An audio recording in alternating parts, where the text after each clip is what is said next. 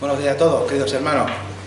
He estado con un nudo en la garganta toda la reunión, no porque esté malo, sino por lo que hemos cantado, las canciones, la temática de las mismas, el motivo, porque yo no había hablado con nadie del grupo de alabanza, no había hablado con Juan Pablo del mensaje que tocaba hoy, y todas las canciones han ido dirigidas a lo que voy a tratar en esta mañana.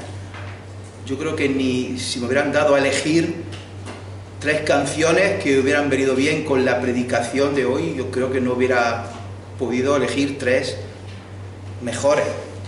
También Juan Pablo nos ha hablado del rey David en el Salmo 3. Le iba bien, iba todo bien, estaba gobernando, Dios estaba de su lado.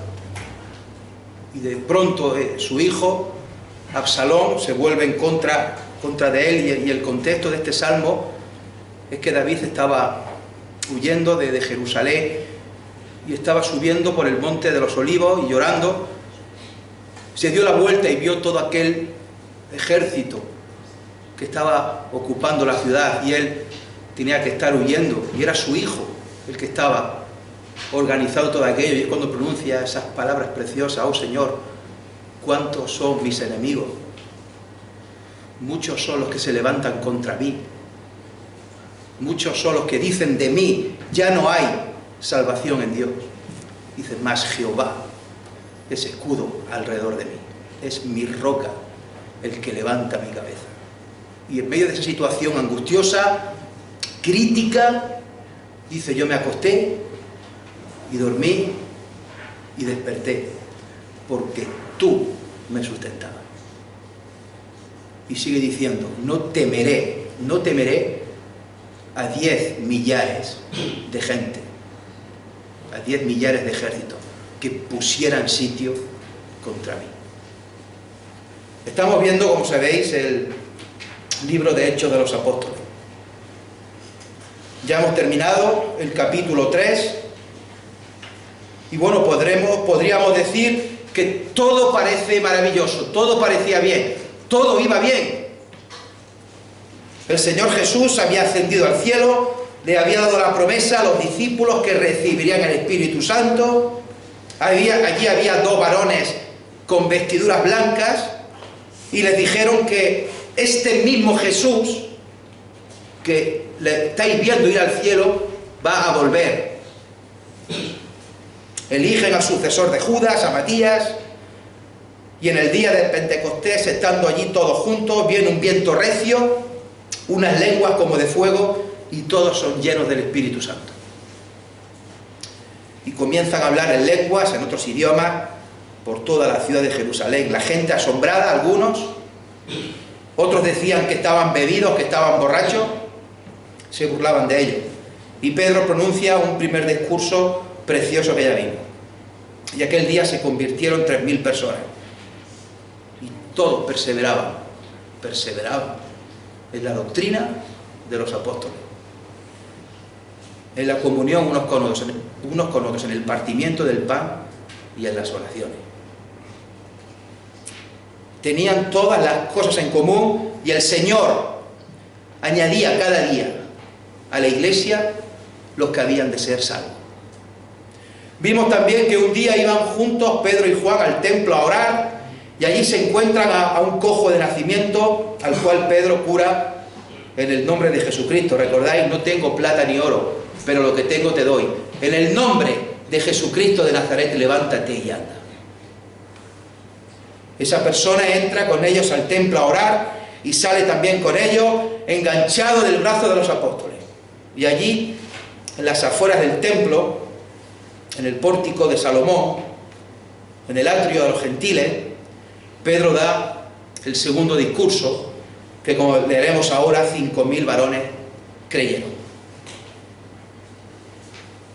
Como hemos dicho, todo parecía que iba bien, todo parecía maravilloso.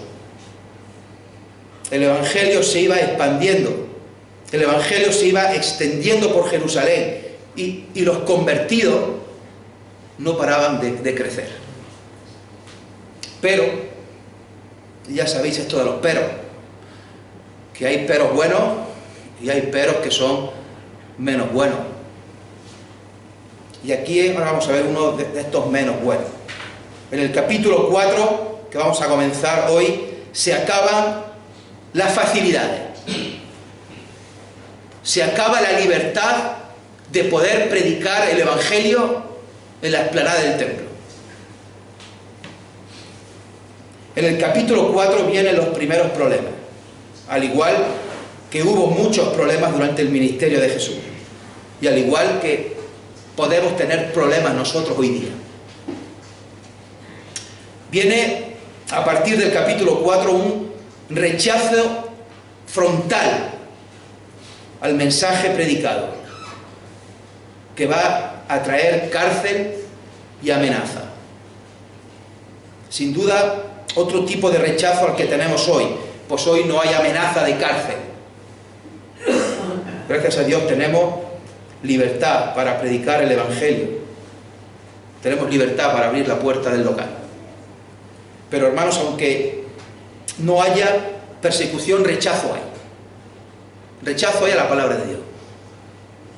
Pues el maligno usa de todos los medios que están a su alcance para evitar que el Evangelio se extienda.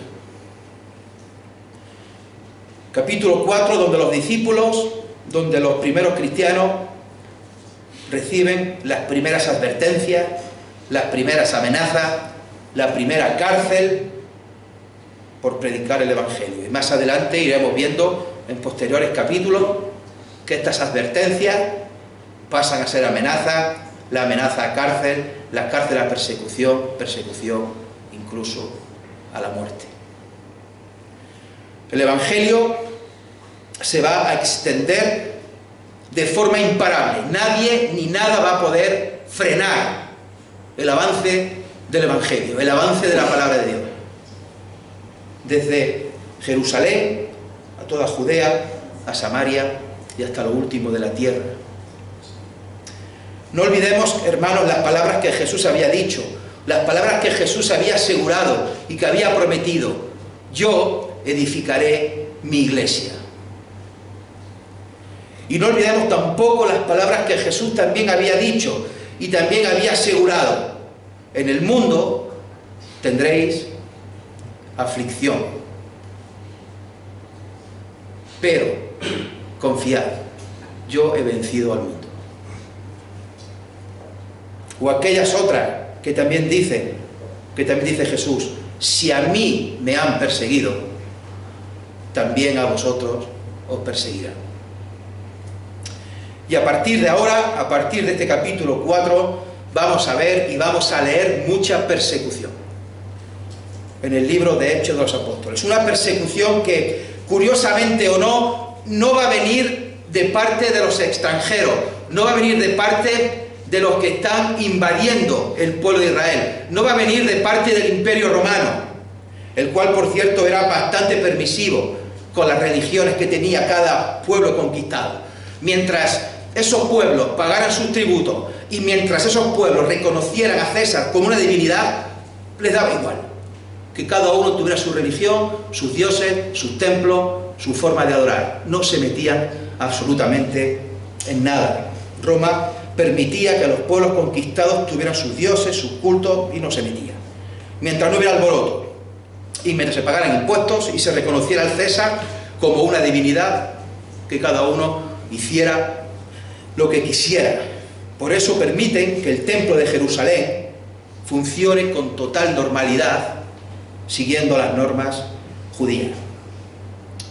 Hermanos, la persecución no comienza, por tanto, por gente de fuera, no comienza por extranjeros, no comienza por el Imperio Romano, sino que la persecución va a venir de dentro, del mismo pueblo de Israel, de los líderes religiosos de aquella época, aquellos que defendían la pureza de las Escrituras, la pureza del Antiguo Testamento, gente religiosa, gente muy religiosa y muy conocedora de la ley de Dios, pero que no reconocía que Jesús fuera el Cristo, el Mesías, el ungido. No reconocían que Jesús era el Hijo de Dios, que Jesús era el Señor. no solo no lo creían, sino que lo habían matado poco antes y ahora mostraban un rechazo, una oposición e incluso una violencia muy fuerte con los que decían llamarse cristianos, seguidores de Cristo. Muchos de estos líderes religiosos, hay que matizar que solo consideraban escritura inspirada por Dios los 5 primeros libros del Pentateuco, teniendo para ellos los demás escritos, los salmos, los profetas, sobre todo un valor secundario. Por tanto, muchos religiosos negaban todo lo que los profetas anunciaban acerca de la llegada de un Mesías, de un Cristo, que había de venir. Y muchos de estos líderes, que solo tenían en cuenta los 5 primeros libros de la ley, son los que controlaban el templo y controlaban incluso al sumo sacerdote. Y por eso, al escuchar el último sermón de Pedro en el pórtico de Salomón, en su terreno, en lo que ellos consideraban su casa, se escandalizaron y ocurre lo que vamos a leer a continuación. Nada nuevo. Si ya hemos dicho que Jesús tuvo rechazo en su vida, a sus seguidores les iba a esperar lo mismo. Vamos a leer solamente los primeros 4 versículos y lo vamos a explicar brevemente en esta mañana. Hechos capítulo 4, versículo 1. Hablando ellos al pueblo, vinieron sobre ellos los sacerdotes con el jefe de la guardia del templo y los saduceos, resentidos de que enseñasen al pueblo y anunciasen en Jesús la resurrección de entre los muertos. Y les echaron mano y los pusieron en la cárcel hasta el día siguiente, porque ya era tarde. Pero muchos de los que habían oído la palabra creyeron, y el número de los varones era como 5.000. Versículos 1 y 2, vamos a volver a leerlo. Dice, hablando ellos al pueblo, vinieron sobre ellos los sacerdotes con el jefe de la guardia del templo y los saduceos, resentidos de que enseñasen al pueblo y anunciasen en Jesús la resurrección de entre los muertos. Pedro y Juan estaban todavía hablando al pueblo, a la multitud. Ya había terminado Pedro el discurso, pero la gente seguía escuchando lo que tenían que decir los discípulos. Quizás estaban haciéndoles preguntas, quizás pidiendo aclaraciones, quizás seguían los dos hablando y predicando allí el Evangelio sobre la resurrección de Jesús a la multitud. Veremos ahora después que dice el versículo 3 que ya era tarde. Es decir, desde que Pedro y Juan entraron al templo a orar, hasta ahora habían pasado más de 3 horas en total, y ya era tarde, como dice aquí. Y de pronto, mientras ellos estaban hablando al pueblo, viene una comitiva, viene un grupo numeroso, un grupo importante de responsables que se encargan del templo. Sacerdotes, jefe de la guardia del templo y los saduceos. Sin duda avisados por más de uno de que había allí unas personas que estaban hablando de que Jesús había resucitado, de que sus discípulos estaban allí y estaban diciéndole a la gente que creyeran en Él, que era el Mesías, que era el Señor, y que si creían en Él, pues también ellos serían resucitados. Mucha gente los está escuchando, creyendo y siguiendo. Y como digo, más de uno iría a contarles todo eso, que había gente enseñando estas cosas raras, por así decirlo. Y sale esa comitiva allí al pórtico de Salomón, aquella gran explanada del templo, en el atrio de los gentiles, a llamarles la atención, porque mucha gente está siguiendo ese mensaje y mucha gente está creyendo a estas personas. Y esto para ellos es preocupante. para ellos es alarmante. Para ellos es además una herejía, porque según ellos, lo que están diciendo va en contra de Dios. Va en contra de su palabra. Para ellos, para estos sacerdotes, para estos saduceos, para este jefe de la guardia del templo, lo que allí se estaba diciendo, lo que allí se estaba haciendo era un escándalo. Y tenían que pararlo como sea. Porque nosotros somos los defensores de Dios. Somos los defensores de la ley. Somos los defensores del templo. Estamos aquí en la casa de Dios. Y no podemos permitir que se haga eso. Por un lado, los sacerdotes. En el templo de Jerusalén trabajaban un total de 24 grupos de sacerdotes. Y cada grupo de sacerdotes se encargaba del templo durante una semana. Así que aproximadamente, pues cada grupo de sacerdotes estaban en el templo 2 semanas al año. Y claro, mira tú por dónde. Justamente en la semana que me toca a mí, la semana que estoy yo ahora, que yo quiero que haya tranquilidad, quiero que la gente adore a Dios, quiero que la gente venga a orar, vienen estos dos aquí a alborotar a la multitud, a alborotar al pueblo. Justo en la semana mía. Pues no, no se lo voy a permitir. Viene también el jefe de la guardia del templo, también llamado el Sagán. Es el jefe de la policía del templo, era el brazo derecho del sumo sacerdote. En rango era el segundo en importancia allí en el templo, solo por detrás del sumo sacerdote.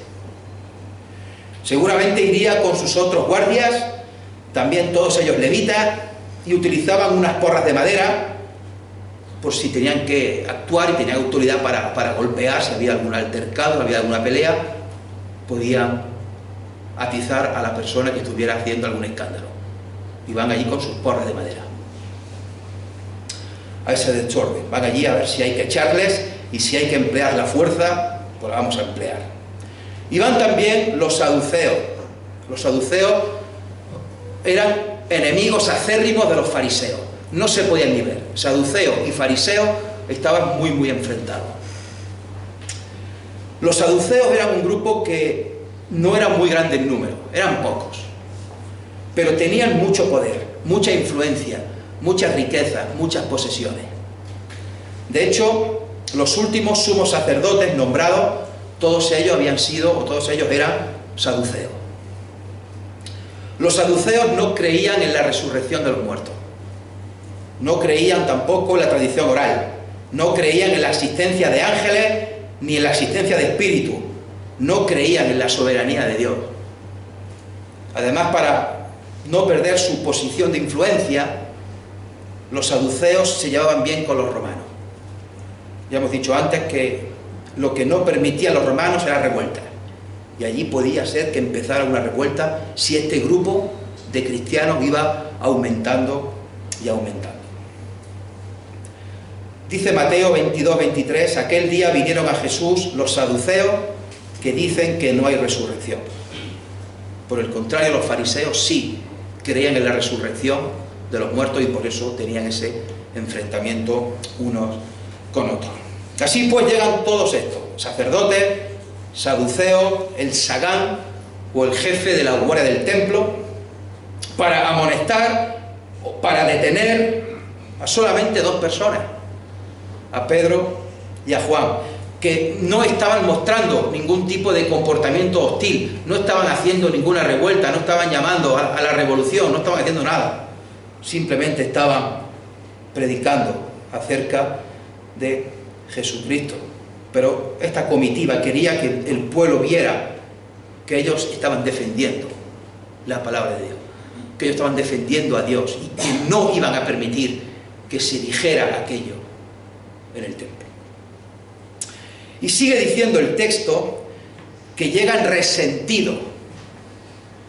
Llega esta comitiva de sacerdotes, del Sagán y de los saduceos, resentidos.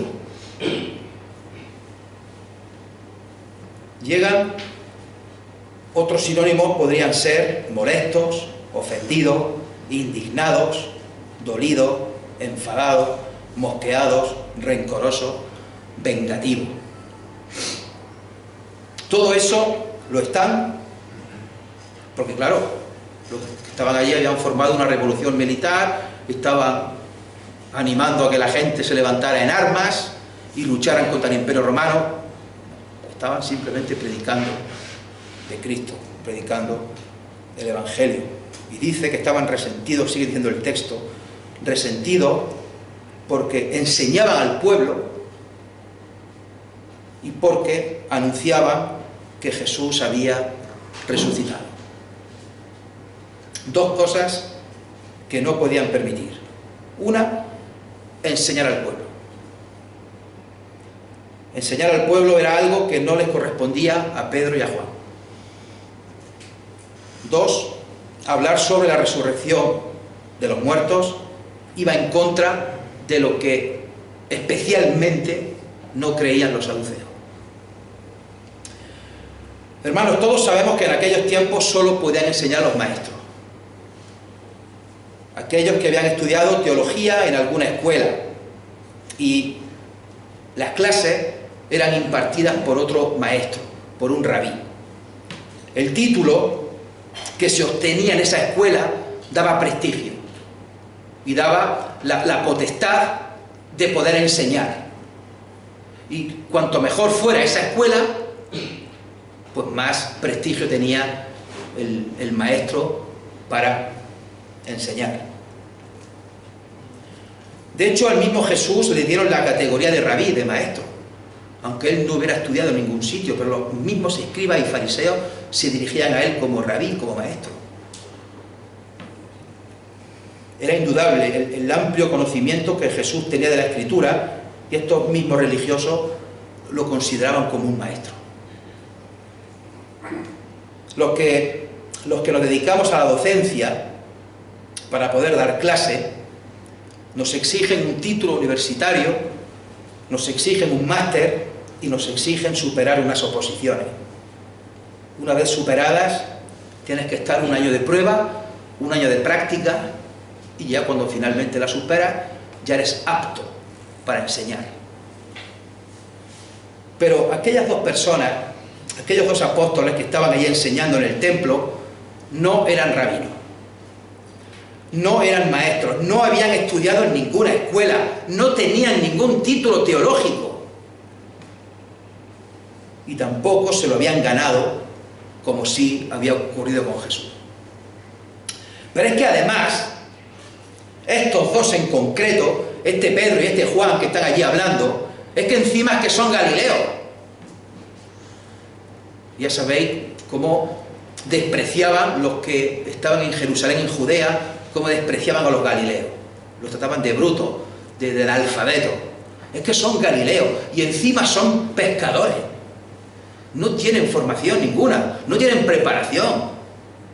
Y están aquí enseñando una doctrina que no tiene nada que ver con lo que enseñamos nosotros. No tienen autoridad para enseñar aquí, no tienen capacidad para enseñar lo que están enseñando. Por ello el resentimiento, dice este versículo que hemos leído, era total, era un resentimiento máximo, sobre todo por parte de los saduceos. Os he dicho antes un montón de sinónimos de resentidos: enfadados, mosqueados, indignados, dolidos, rencorosos, vengativos. Pero quizá, hermanos, la mejor palabra que resuma cómo se encontraba esta gente es humillado. Se sentían humillados estos saduceos, estos sacerdotes, que tengan que venir estos aquí a nuestra casa y que tanta gente les esté escuchando, tanta gente les esté oyendo, tanta gente les esté siguiendo. Se sentían humillados. No son rabinos, son simples galileos, pescadores, no están formados, no han estudiado, el lugar no es el apropiado. Aquí la gente viene a orar, viene a adorar a Dios, viene a hacer sus sacrificios, no vienen a que estos dos les coman la cabeza con sus ideas.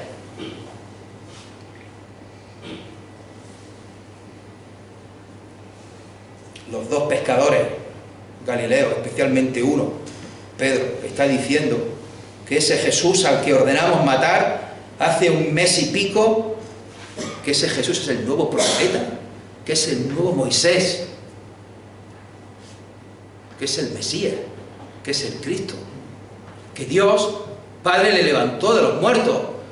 Están diciendo que este Jesús es el autor de la vida, es el justo, es el santo. Están diciendo que ha ascendido y que está sentado a la diestra del Padre. Están diciendo que un día va a volver y va a reinar de nuevo aquí, en la tierra. Están diciendo que todos aquellos que crean en Él y que le sigan, que también resucitarán. No se puede consentir, decían esta gente. No podemos tolerar esto. Que vengan en nuestra casa a hacer este agravio. Pero hermanos, este es el mensaje que proclama y seguirá proclamando Pedro en el libro de Hechos de los Apóstoles. Este es el mensaje que después proclamará el apóstol Pablo en este mismo libro de Hechos de los Apóstoles. No hay otro mensaje. Seguirán los dos proclamando en el libro de Hechos de los Apóstoles que Jesús murió, resucitó, ascendió a los cielos, que está sentado a la diestra del Padre, porque Jesús es el Señor. Hermanos, ese es el mensaje que Pedro va a seguir proclamando, aunque vengan los saduceos, los sacerdotes y el jefe de la guardia del templo. Hermanos, y este es el mensaje que la Iglesia sigue proclamando, aunque nos llamen locos, aunque nos llamen fanáticos, aunque nos llamen tontos o cualquier otra cosa peor. Hermanos, el mensaje de la palabra de Dios es el mismo y seguiremos proclamándolo aunque vaya en contra de los valores éticos y morales que la sociedad nos quiera imponer hoy día, porque no podemos cambiar el mensaje que viene aquí en las Escrituras. Versículo 3. Y les echaron mano y los pusieron en la cárcel hasta el día siguiente, porque ya era tarde. Mirad la reacción. A la cárcel sin mediar palabra. A la cárcel sin dar explicaciones. Los llevan a los calabozos del templo, a los calabozos que tenía a su disposición el sumo sacerdote. Y aquí tenemos, hermanos, el primer arresto de un creyente, de un cristiano, solo por predicar el Evangelio, por predicarlo de manera fiel, sin suavizar, sin relativizar, sin pretender agradar, sin pretender no ofender. Ah, mira, que como le molesta a los saduceos, pues no voy a hablar de la resurrección, voy a hablar de otra cosa, para no ofenderlo. Sin recortar, sin añadir. Tristemente no iba a ser el último caso de encarcelamiento, porque la situación no va a parar de ir a peor, a peor, a peor, a peor. Cárcel por predicar el Evangelio. Cárcel porque como ya era tarde y no se podía juntar el concilio y no podía haber un juicio nocturno, pues que pasen ahí la noche en la cárcel. No vaya a ser que si los soltamos digan de escaparse y ya no aparezcan más por aquí. Hermanos, la reacción es tremenda. Resentimiento y cárcel. ¿Cómo pasarían las horas allí encerrados Pedro y Juan? ¿Cómo pasarían la noche? Seguro que les pasó por la cabeza, bueno, igual ya es nuestra última noche. Igual nos matan mañana, como hicieron con el maestro. Mañana se juntará el concilio y son los mismos que ya conspiraron contra Jesús. Quizá nos acusen y quizá nos quiten la vida. Pero a Pedro y a Juan ahora les daba igual lo que les pudieran hacer, como seguiremos viendo los próximos domingos. Ahora Pedro ya no iba a estar de lejos como aquella noche, en aquel patio en la casa del sumo sacerdote, junto a la brasa, viendo a Jesús de lejos, cómo lo llevaban allí prisionero, esposado.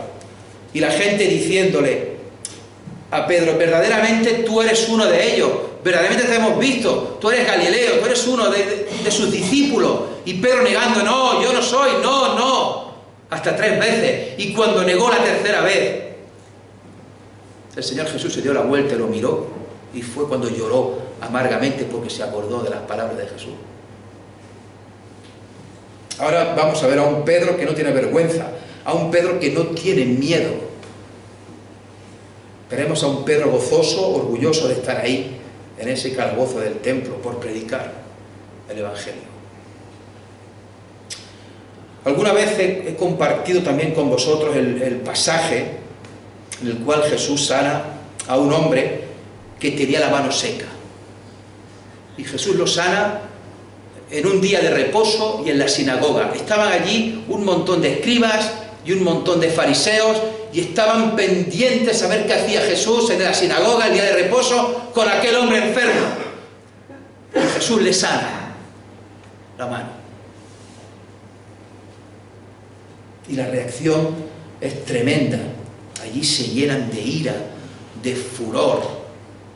Hablaban entre sí para destruirle, solamente por hacer el bien, en este caso por curar a una persona enferma, en este caso porque estaban predicando sobre Jesús, que es el Señor, el ungido, el Hijo de Dios.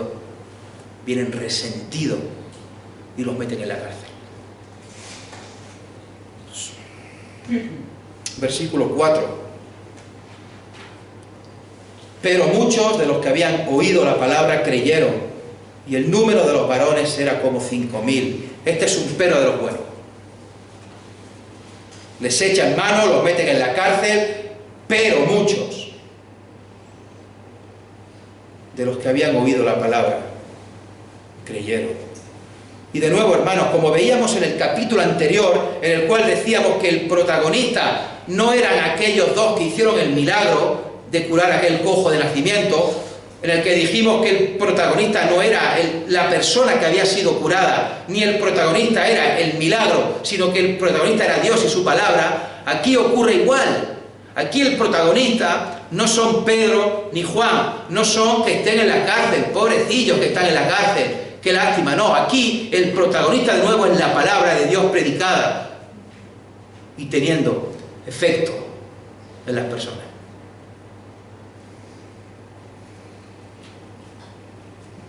El protagonista no es de nuevo ni Pedro, ni Juan, ni el pueblo, ni el templo, ni el protagonista son los sacerdotes, ni los saduceos, ni el sagán. El protagonista no es que pasaran la noche en la cárcel sin saber que mañana podían quitarle la vida, no. El protagonista no es las persecuciones que iban a venir. Hermanos, el protagonista de estos primeros versículos es la palabra de Dios predicada, es el poder de la palabra, el poder del mensaje, el centro de todo ese mensaje que Pedro ha predicado en los 2 mensajes, en los 2 discursos, es que Jesús es el Señor. Ese es el centro de todo. Que Jesús es el Cristo y que fuera de Él no hay salvación alguna. Dice el texto que se salvaron 5000 personas.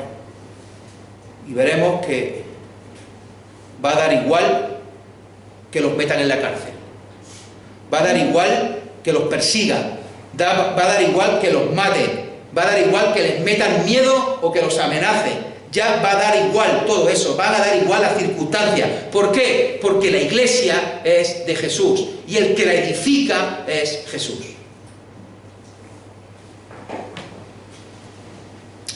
Y no hay saduceo, fariseo, escriba, sacerdote, ni jefe de la guardia del templo que pueda parar el avance de la Iglesia, como tampoco ha podido nadie a lo largo de la historia acallar la palabra de Dios, por más intentos que haya habido. No hay persona, no hay político, no hay política, no hay ley que pueda callar al pueblo de Dios y pueda callar la palabra de Dios.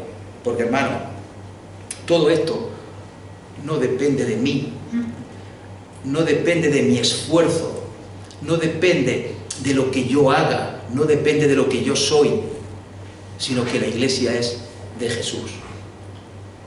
Y no depende de mí, sino que es Él el que está al control de todas las cosas. Y es Él el que edifica su Iglesia. Es Jesús edificando su Iglesia. Por eso no hay nada ni nadie que lo pueda parar a lo largo de la historia. Hace tiempo, en una de las predicaciones de Hechos, os hablé de un padre de la Iglesia, un tal Ignacio de Antioquía. Este hombre fue discípulo del apóstol Juan.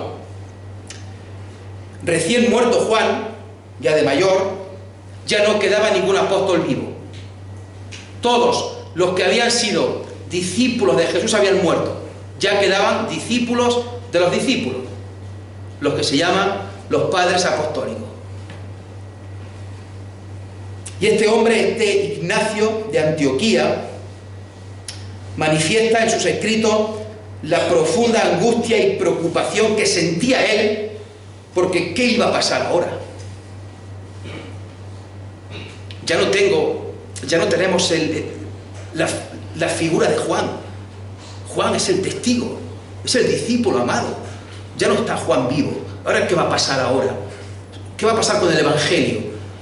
¿Nos van a hacer caso a nosotros? ¿Se va a extender el Evangelio? Y sobre todo Ignacio estaba muy preocupado por los falsos maestros. ¿Qué pasará con los falsos maestros si hay un montón que se están metiendo en las iglesias? ¿Cómo paramos eso? Preocupación normal por parte de este buen hombre, pero equivocado, porque lo que no era consciente Ignacio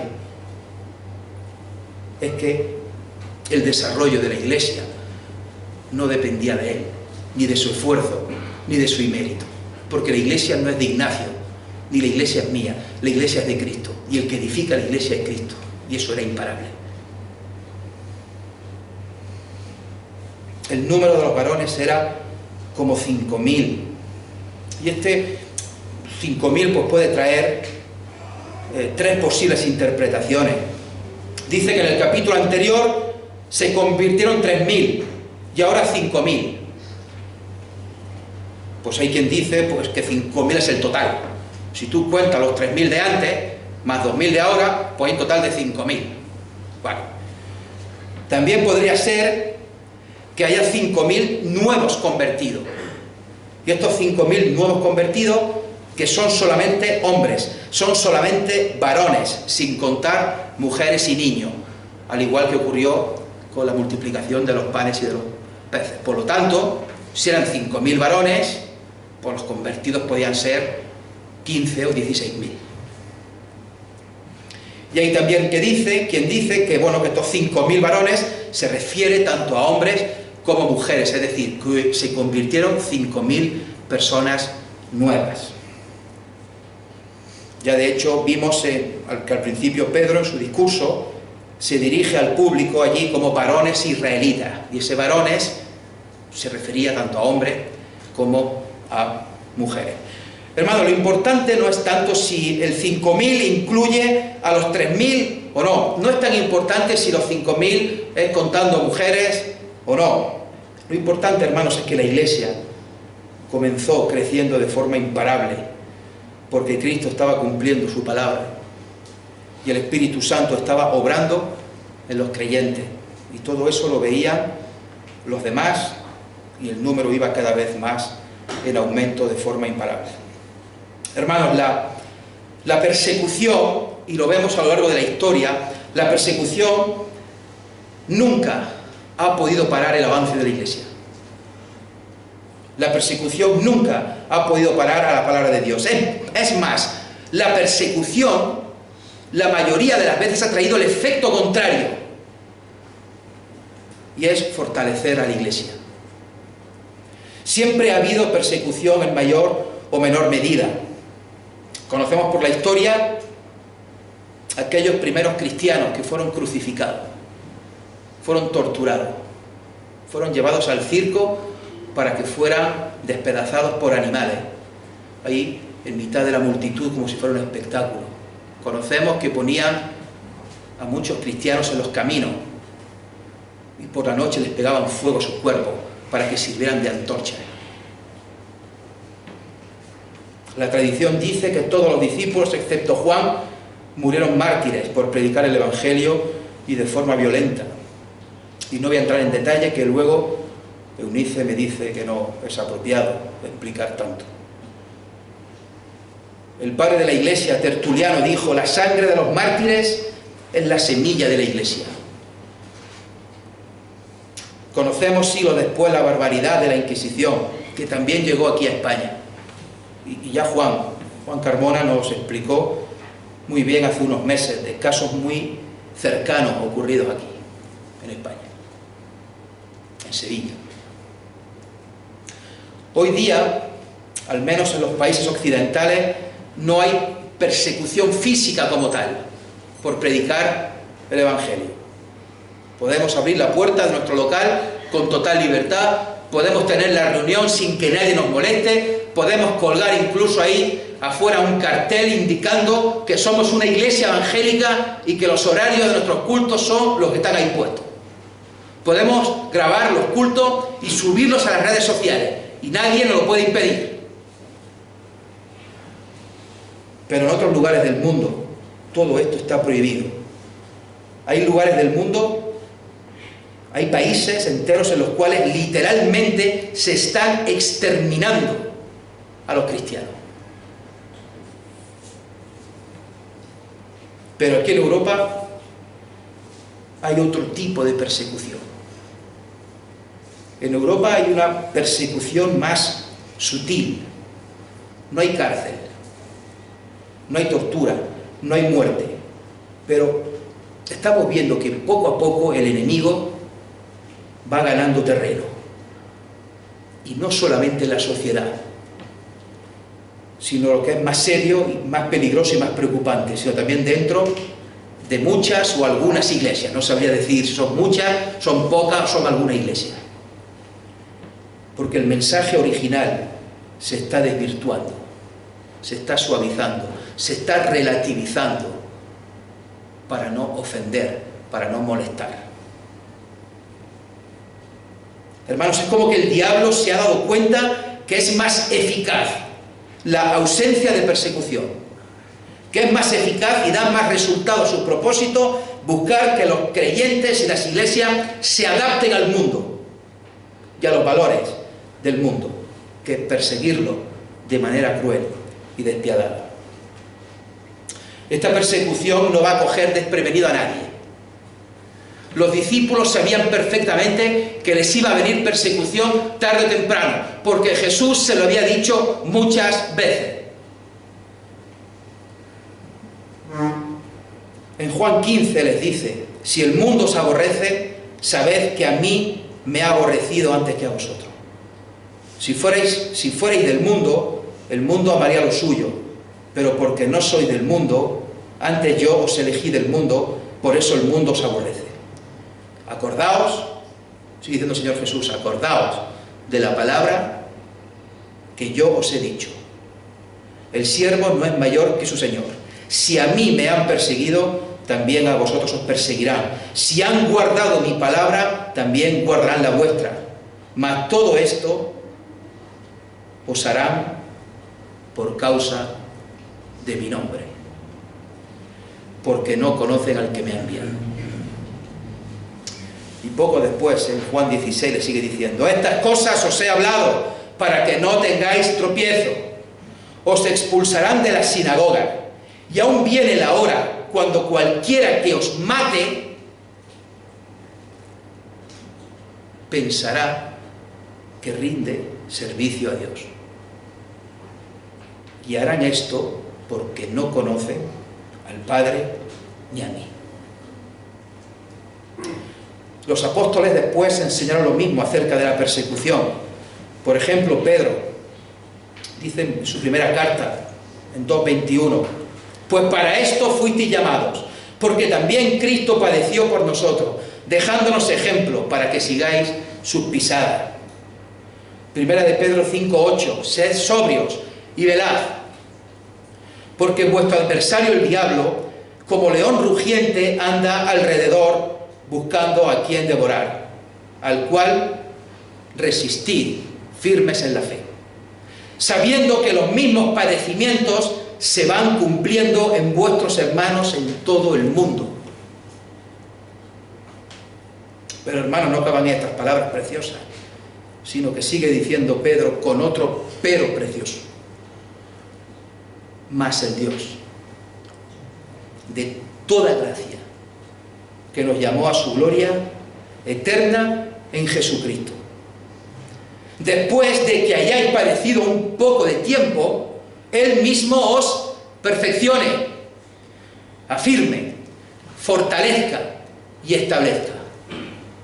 A Él sea la gloria y el imperio por los siglos de los siglos. Amén.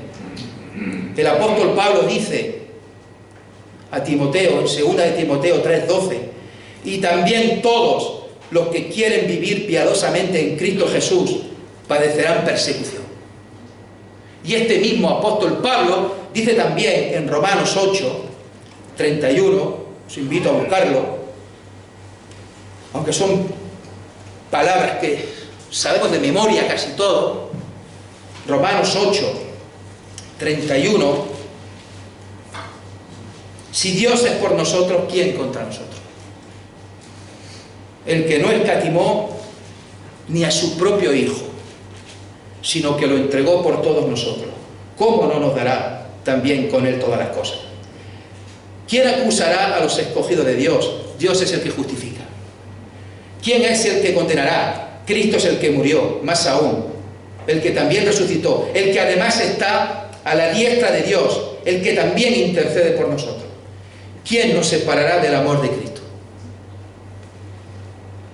¿Tribulación, angustia, persecución, o hambre, o desnudez, o peligro, o espada, como está escrito, por causa de ti somos muertos todo el tiempo, somos contados como ovejas de matadero? Antes, en todas estas cosas somos más que vencedores, por medio de aquel que nos amó, por lo cual, dice el apóstol Pablo, estoy seguro de que ni la muerte, ni la vida, ni ángeles, ni principados, ni potestades, ni lo presente, ni lo porvenir, ni lo alto, ni lo profundo, ni ninguna otra cosa creada nos podrá separar del amor de Dios, que es en Cristo Jesús, Señor nuestro. Que el Señor bendiga su palabra. Vamos a cantar esta canción que hemos cantado antes. Voy a pedir a los músicos vayan para adelante a modo de oración final. Tengo un refugio en tempestad. Y ya damos la reunión por finalizada.